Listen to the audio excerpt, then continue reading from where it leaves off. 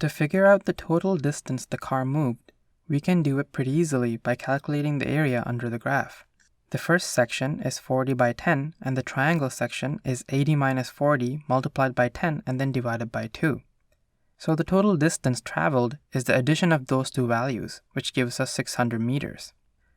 To figure out the acceleration, we need to remember that acceleration is the derivative of velocity with respect to time. In other words, dv over dt. Before we do anything else, let's figure out the equations of each section between 0 seconds and 40 seconds, and then 40 seconds and 80 seconds. For the first segment, it's a straight line, so it's just v equals 10.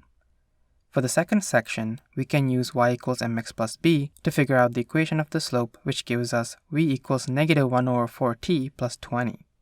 The b value doesn't even matter since it's a linear graph, and it will become 0 when we do the derivative.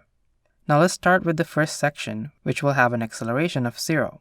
For the second segment, the acceleration is negative 1 over 4 meters per second squared. The graph looks like this. Thanks for watching, and if you have any helpful tips for others to learn from, or you have a question, please comment and we will do our best to help.